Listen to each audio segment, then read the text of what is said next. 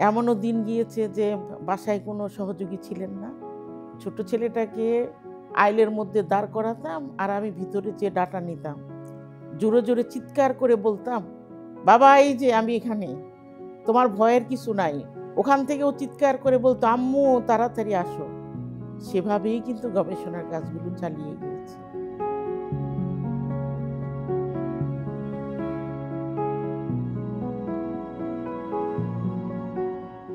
সবাই সাধারণত মেডিকেলে পড়তে চায়, ইঞ্জিনিয়ারিং পড়তে চায়। তো আমার বাবা-মার ইচ্ছে ছিল যে আমার একেক ছেলে-মেয়ে একেক দিকে যদি যায় তাহলে বোধহয় ভালো হতো। যেহেতু আমার বড় বোন ডাক্তার। আমি ডাক্তারিতে চান্স পাই নাই, কিন্তু আমি এগ্রিকালচার সেক্টরটাকে বেছে নিয়েছি। আমি শেরেবাংলা কৃষি বিশ্ববিদ্যালয়ে তখন ভর্তি হই। আমি যখন ফার্স্ট ইয়ারে পড়ি তখন আমাকে বিয়ে করতে হয়েছে। তারপরে থার্ড ইয়ারে যে আমার প্রথম সন্তান। বাচ্চা লালন-পালন, পড়াশোনা সব মিলিয়ে আমি তখন একটা হিমশিম খাওয়ার মতো অবস্থা। সেই থেকে আস্তে, আস্তে উত্তরণ। আমার হাসব্যান্ড আমাকে খুবই সাপোর্ট দিয়েছেন। না হয় সে ফার্স্ট ইয়ারে বিয়ে হওয়া একটা মেয়ে, পিএইচডি করে আজকে রিসার্চের ক্ষেত্রে এত অবদান রাখার মতো সাহস হয়তো আমার হতো না। আর আমার বাবা-মা, ভাই-বোনরা তো আমার পাশেই ছিলেন।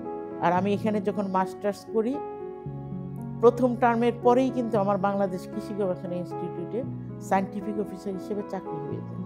সে ভুট্টার উপরে প্রথম গবেষণা আমাদের হাত দিয়ে শুরু হয় এবং ভুট্টার যে হাইব্রিড ভ্যারাইটিগুলো প্রথম দিকে ছিল ১, ২, ৩, সেই গবেষণাগুলিতে আমি সক্রিয়ভাবে জড়িত ছিলাম।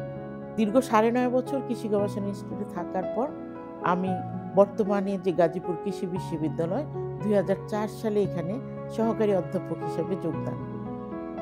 আমি পিএইচডির জন্য বাইরে নমিনেশন পেয়েছিলাম, কিন্তু আমার সংসারের কথা চিন্তা করে আমি বাইরে পিএইচডিটা বাদ দিই। তারপরে আল্লাহ দেখেন আমাকে দেশেই সর্বোচ্চ যে বৃত্তিটা ছিল সেটা দিয়েই এখানে পিএইচডি করার ক্ষমতাটা আমাকে দিয়েছিলেন, সুযোগটা দিয়েছিলেন বলে আমি প্রাইম মিনিস্টারের বৃত্তি নিয়েই কিন্তু আমি এই দেশেই আমার পিএইচডিটা সম্পন্ন করি।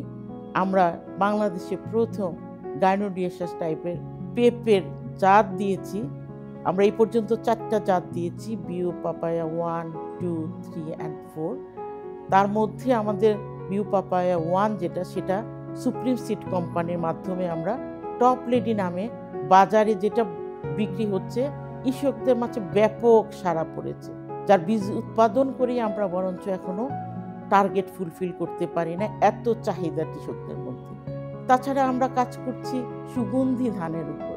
ইতিমধ্যে আমরা ৩টা সুগন্ধি ধানের জাত দিয়েছি, তার মধ্যে একটা হাইব্রিড, বাংলাদেশে প্রথম সুগন্ধি ধানের হাইব্রিড বিও অ্যারোমেটিক হাইব্রিড রাইস 1 নামে আমরা এটা বাজারে দিয়েছি।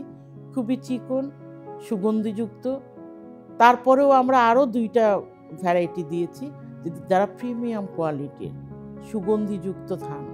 আমাদের গবেষণার মাঠে আমরা ১০০টা প্যারেন্ট লাইন নিয়ে কিন্তু কাজ করছি, বিভিন্ন সিএমএস লাইন নিয়ে কাজ করছি, বিভিন্ন আর লাইন নিয়ে কাজ করছি। তার সাথে সাথে আমরা ভেজিটেবলের, যেমন টমেটোর আমি 2টা জাত দিয়েছি। আগে আমরা টক টমেটো খেতাম, পরবর্তী দেখা গেল যে টকটা আর কেউ নিতে চায় না, মিষ্টি খায়। এখন আবার সবাই চাচ্ছে না, পুরানোটাই চাই। সেই যেটাতে বেশি টকযুক্ত টমেটো থাকে সেই ধরনের আমরা 2টা জাত দিয়েছি, 2টা লাউয়ের জাত দিয়েছি, মটরশুঁটির 2টা জাত দিয়েছি। আমাদের অনেক জার্মপ্লাজম আনাচে কানাচে ছড়িয়ে ছিটিয়ে থাকে, সেগুলোকে আমরা সংরক্ষণের ব্যবস্থা করেছি। আমরা হ্যাকেপ প্রজেক্টের মাধ্যমে এই বিশ্ববিদ্যালয়ে 2টা জিন ব্যাংক স্থাপন করেছি। একটা হচ্ছে সিড জিন ব্যাংক আর একটা হচ্ছে লিভিং জিন ব্যাংক। শুধু সিডগুলো এখানে প্রিজার্ভ করে রাখি, যে কোনো গবেষণা প্রতিষ্ঠান থেকেই আমাদের এই জিন ব্যাংকে বীজ রাখতে পারবে বহুদিনের জন্য, অল্প সময়ের জন্য। আর আমরা আরও একটা করছি যে লিভিং ম্যাটেরিয়ালগুলো, বিভিন্ন ফলের গাছ, ডেউয়া, কাউ, টেপা ফল দিন দিন হারিয়ে যাচ্ছে, সে বিলুপ্তিপ্রায় সে ফলগুলোর গাছ আমরা সংরক্ষণ করছি। আমরা বিভিন্ন ওষুধি গাছগুলো সংরক্ষণ করছি। আমাদের ভবিষ্যতে আরও ইচ্ছা আছে যে আমরা বাংলাদেশের আনাচে কানাচে যত জার্মপ্লাজম আছে সেগুলো আমরা সংরক্ষণের ব্যবস্থা করব ইনশাল্লাহ। আমি স্টেলার ওম্যান ভাবতে আমার ভালো লাগে। জীবনের অনেকটা যুদ্ধক্ষেত্র পার করে জীবনের এই বয়সে এসে এমন একটা ওমেন ভাবতে পারা নিজেকে, এমন একজন মহিলা ভাবতে পারা নিজেকে, আমি কিন্তু খুব খুবই গৌরবান্বিত মনে করি। আমি আন্তরিকভাবে ধন্যবাদ জানাই এ ধরনের একটা আয়োজন করার জন্য বিটিআই দ্য ডেইলি স্টারকে।